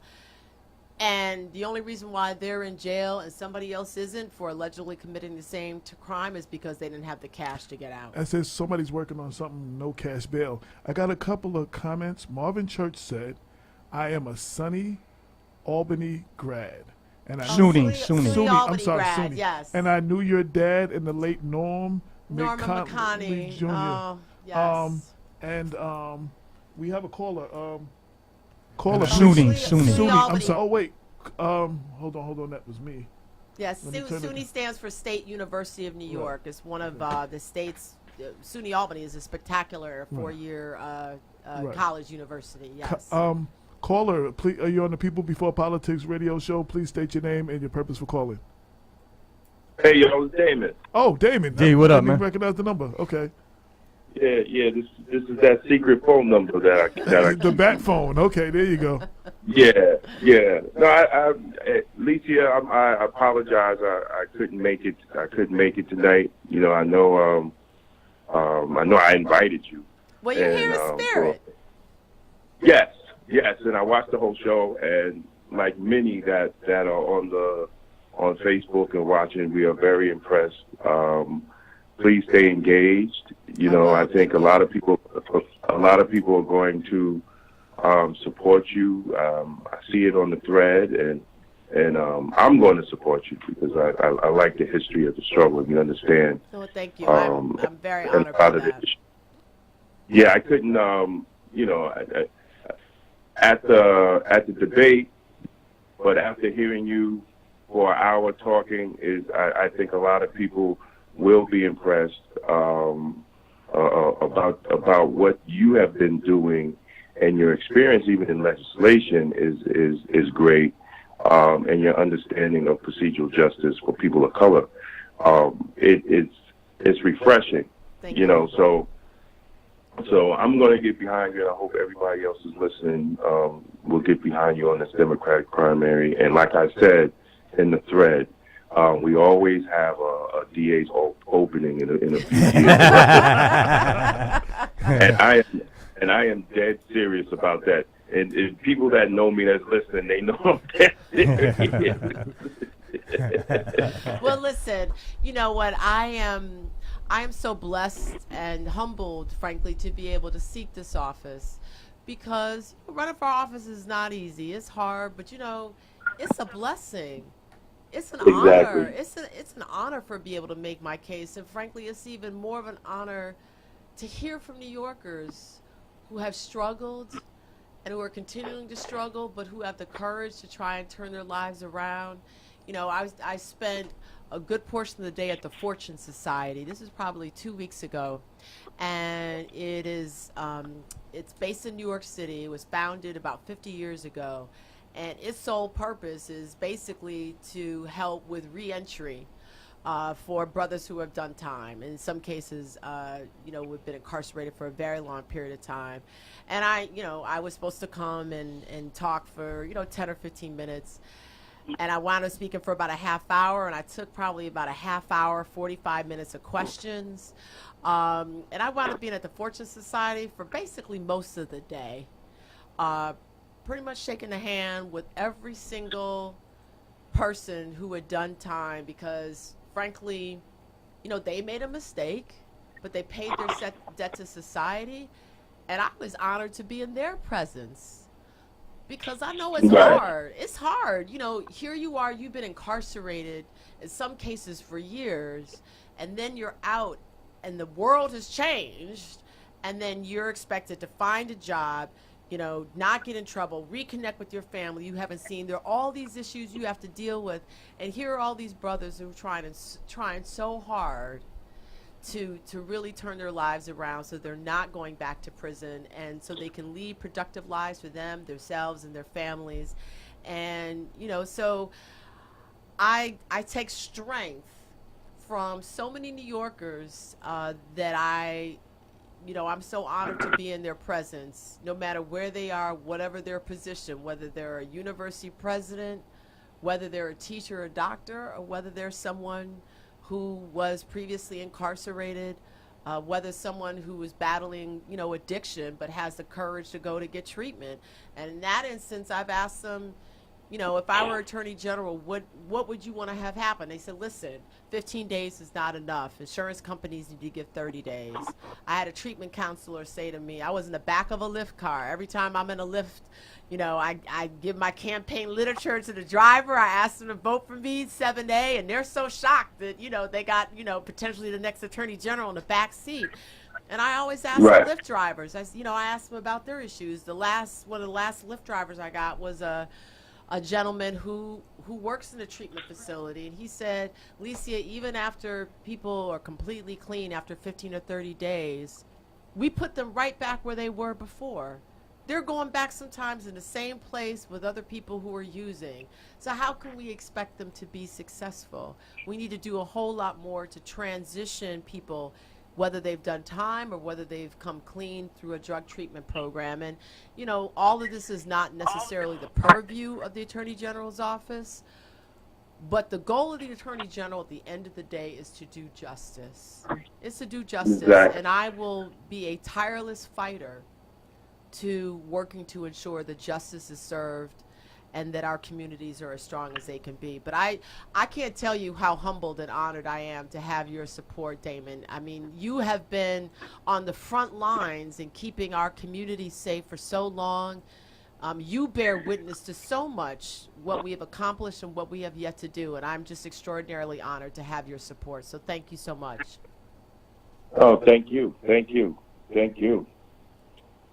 Thank you. That's great. I will hang up now and let y'all continue the show. Bob, AJ, y'all doing a great job, man. Thank you. Thank you. Very good, Thank D. you. We'll Thank talk you. later, man. All right. I just want to say thanks for Damon for calling in, and also I didn't mention the September issue is out now.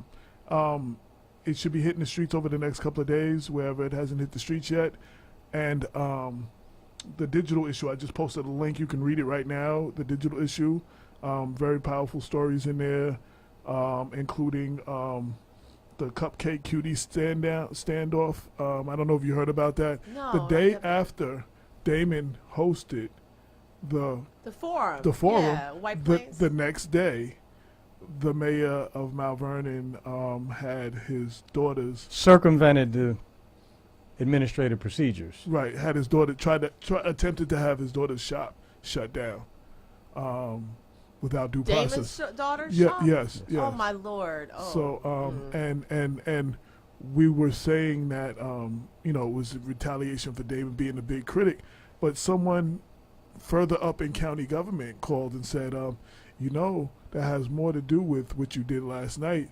You hosted the Attorney General Forum, and it's a good chance that the winner of that forum will be the person prosecuting him. Yeah, well, you know what? So This, as I said at the outset, we have a corruption problem in this state, and it saddens me and it angers me because, well, I hope we all are all angered by it, but the reason why it really saddens me is because I know what good public servants can do. You know, my parents for me are my best examples. I mean, my father, his experience at Attica, ultimately getting justice for inmates that he believes were killed by the state of New York, as well as for the prison guards who were. His work with EOP, my father's the author of the lead paint law, the author of the school-based health law, the author of the nurse practitioner laws. Nurse practitioners exist in this state because my father created the legislation to create them, to provide more means for people to receive health care.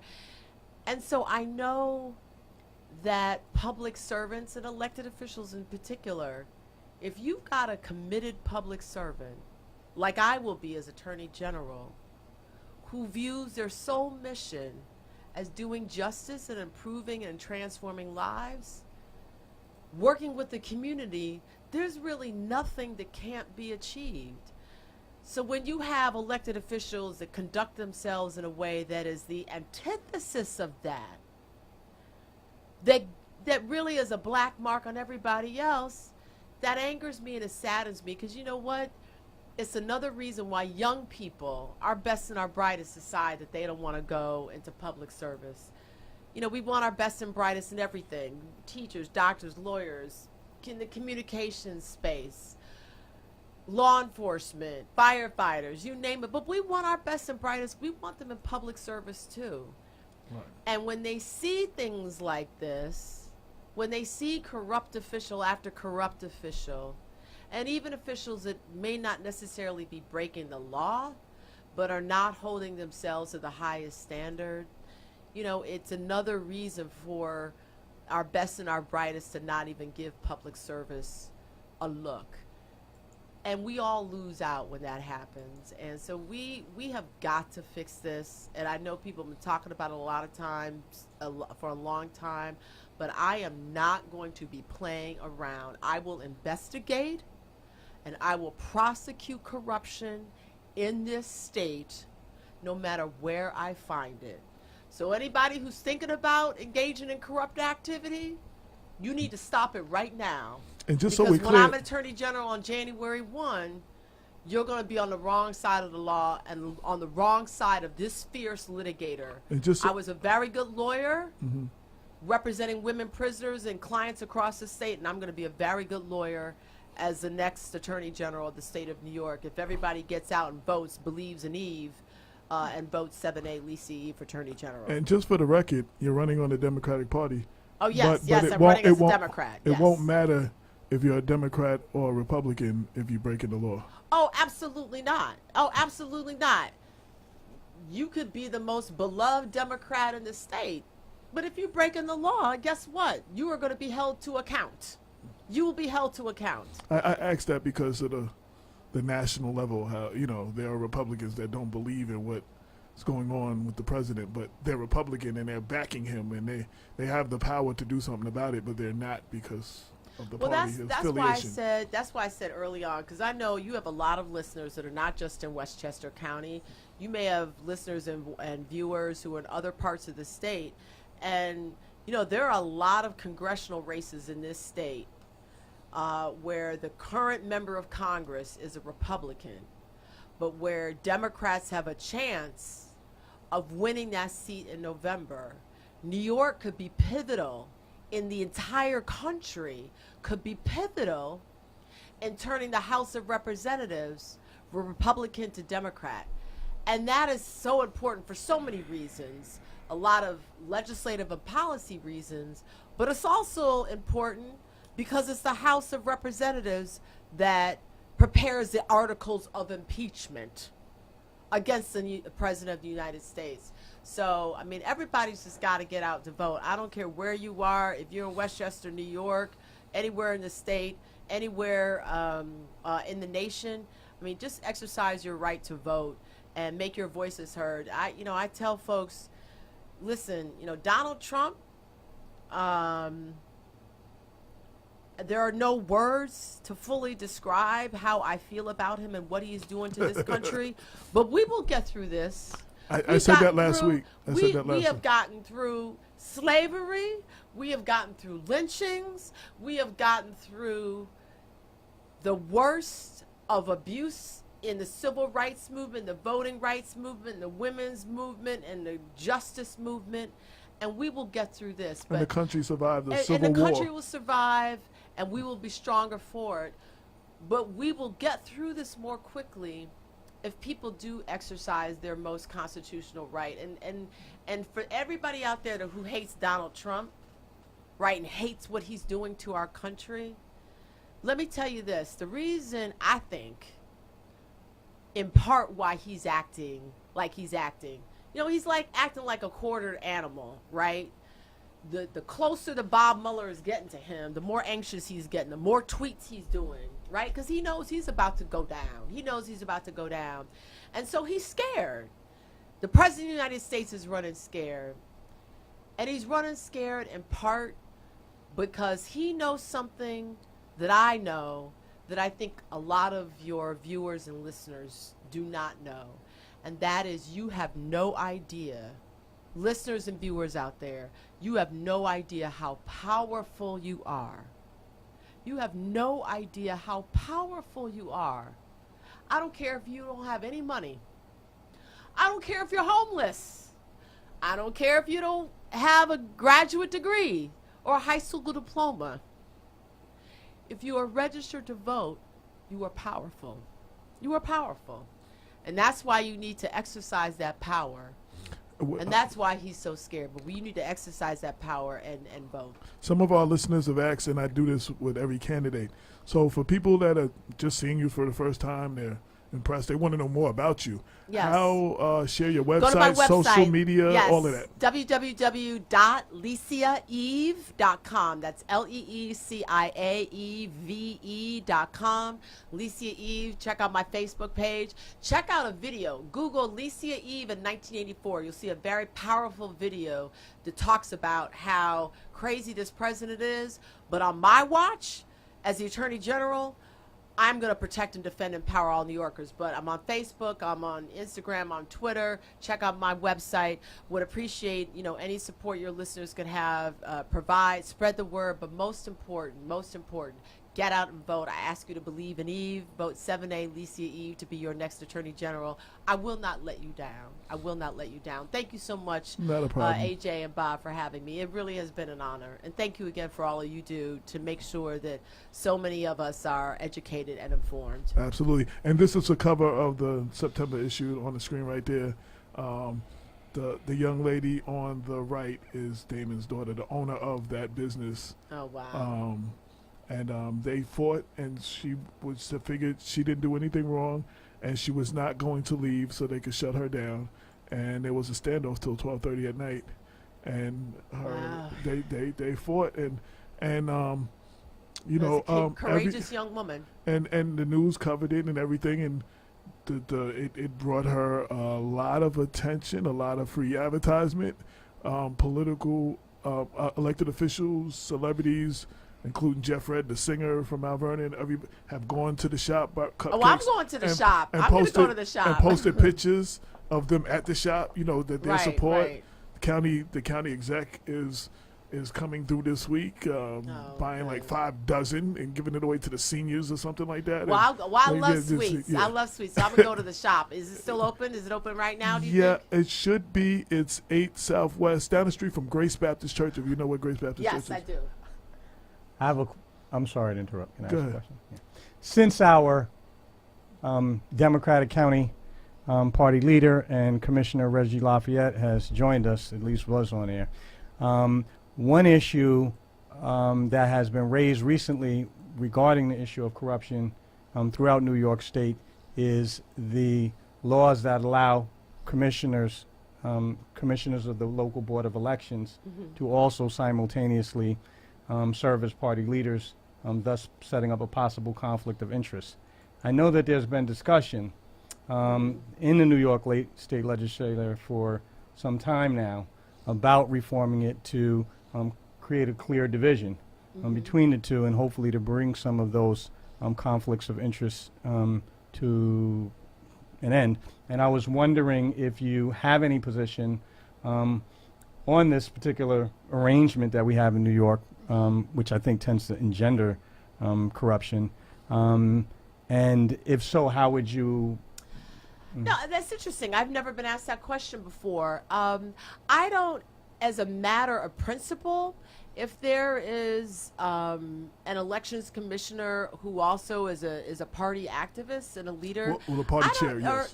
I don't necessarily have a problem with that. And I will say, listen, your viewers may know I'm not the endorsed candidate. I'm a proud Democrat, but I am not the endorsed candidate. But I am proud that I'm on the ballot, not because one person endorsed me or because a few people in the room endorsed me. 40,000 New Yorkers, including in Westchester County, across the city of New York, across Long Island, all the way to Buffalo, New York. I got signatures from Plattsburgh. Wow. On the U.S.-Canadian border. New Yorkers across the state. I only needed 15,000 signatures across the state to get on the ballot in 14 of the 27 congressional districts. I got more than 40,000 in a matter of weeks across 21 congressional districts. And I'm so proud that it's the people of the state of New York, tens of thousands strong, to put me on the ballot. So, and some of those people were people who bucked the state party in different counties across the state, who said, Leecia, you know what? The state party may have endorsed somebody else for purely political reasons, but I believe you're the best attorney general candidate, and so I'm going to circulate petitions for you. And in some cases, those people, work for the Board of Elections as well. So, full disclosure, I don't necessarily see anything implicitly wrong with it. Here's the problem. When you do run the Board of Elections, you do have a lot of power. And so I think we need to be watchful.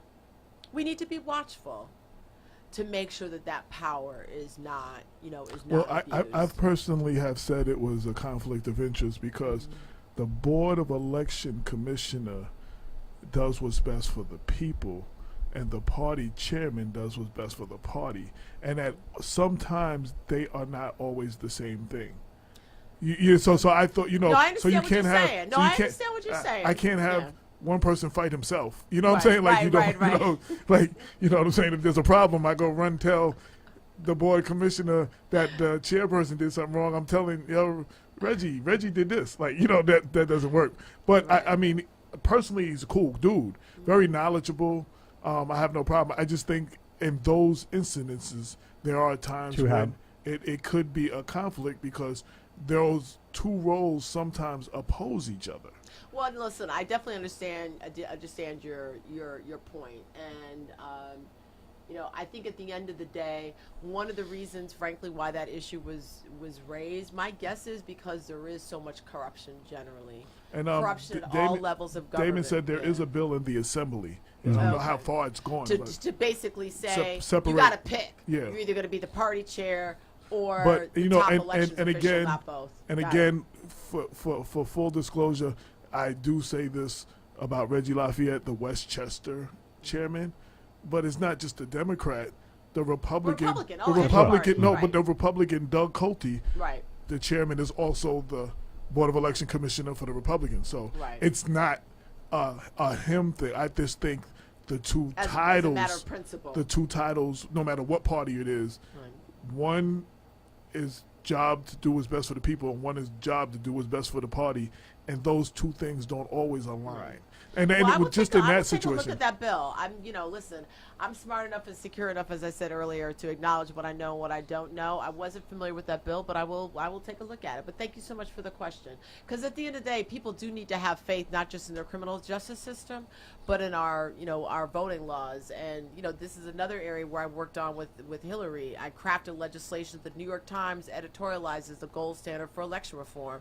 It had felon reenfranchisement. It had election day registration. It had no excuse absentee balloting. It had early voting. Right. So people have to have faith that the voting process and our voting laws, have, the greatest integrity. And if that piece of legislation is designed to support that goal, that is something that I would take a hard look at. Coming to the close of the show, 30 seconds or less, why are you the candidate that the people listening should vote for? I'm running as the most qualified, most prepared, most experienced candidate to take on Donald Trump. Is not just about fighting, but is knowing how to fight and how to win. I'm also the best prepared candidate. My roots in this state run deep. I'm the best prepared candidate to help us grapple with the challenges that we own as a state, to help us move forward. I've been fighting for social justice my entire adult life. From the time that I represented those women incarcerated in District of Columbia prisons, when I took on the District of Columbia prison system, and I won. That's the kind of baby lawyer I was at 29 years of age, and that's the kind of attorney general I will be. And I, again, ask your voters to vote for Leecia Eve, Believe in Eve, 7A, and I will be so proud to represent each and every one of you on January 1 as the next attorney general of the great state of New York. In closing, I'm getting some text messages. There are some individuals who will remain nameless who are right now at home smoking, saying, "Oh, I like that. She's going to legalize. They're going to legalize marijuana." Well, but you know what? No, but I'm just saying. Vote They said, I like that. She might get my vote. I'm just saying we do have some listeners that are partaking right now. That all right, they're multitasking. Yeah. Okay. So I want to thank everybody for tuning in. I definitely want to, like I said, we got Rapicon coming up this Saturday. The Atlantic Star concert is September 27th at the Doubletree in Tarrytown. Again, half of the proceeds go to the alma mater, which is Damon's alma mater, Woodlands High School. So everybody come out and support them. Make sure you get a copy of the current issue. Like I said, the digital, I just shared the link to the digital copy. The print issues will be hitting the streets this week. Shout out to Don D.P. Powell of D.P. Printing, who has been doing a miraculous job on those T-shirts that you see. We will have the September issue on a T-shirt available for sale for $25. Hit me on Facebook. I'll send you the link. You can pay for them in advance. We're taking orders now. And we have just started the advertising for the October issue, and we're running a 10% discount to anybody who advertises in the October issue and pays for their advertising and hands in their artwork by the 7th. You will get a 10% discount on the cost of your advertising. So thank you for everybody who supports us. Thank you for everybody who's listening, for tuning in. I will be breaking this up so you can watch the interview and posting it later on blackwestchester.com so you can watch it and share it with others. Until next week, this is the People Before Politics radio show every Sunday night, 6 to 8 on NYSradio.com. Next week, we will have State Senator Andrea Stewart Cousins and State Senate candidate Biaggi, Alexandria Biaggi. I hope I pronounced her name right. You got it. And next week, since it's the last week before the primary, we will be coming on for an extra hour. So instead of 6 to 8, we will be on at 5 o'clock from 5 to 8. And we will be dealing with all the races in the primary and who's running and, try to inform you. And then we will have the senator come through, the state senator, the highest ranking black woman in the state of New York. And we will have Senator Klein's opponent, Biaggi, who, you know how I feel about that. Senator Klein and what he did with the IDC, he got to go. The whole IDC got to go. Anybody running against a candidate gotta go. That was in the IDC, they need to be voted out because of what they did to Senator Andrea Stewart Cousins. Amen. To try to divert her power. So I'm not feeling that, and we're supporting any candidate running against an IDC member, and that includes Klein. And so Biaggi, I don't endorse people, but she has my support because she's going against IDC Klein, who's still up to his tricks or whatever. So until next week, peace. 22 million black victims of Americanism are waking up, and they're gaining a new political consciousness, becoming politically mature. And as they develop this political maturity, they're able to see the recent trends in these political elections. Any minority that has a block of votes that stick together is in a strategic position. Either way you go, that's who gets it. You're in a position to determine who go to the White House and who stay in the doghouse. You're the one who has that power. You and I have never seen democracy. All we've seen is hypocrisy.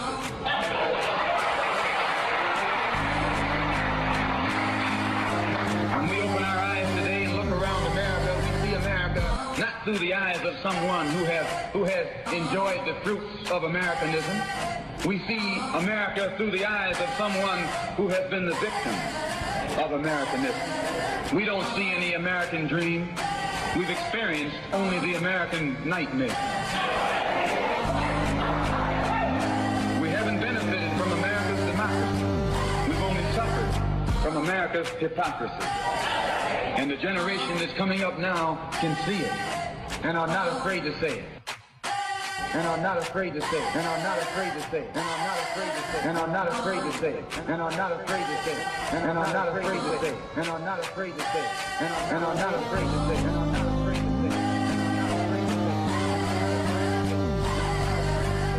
And I'm not afraid to say.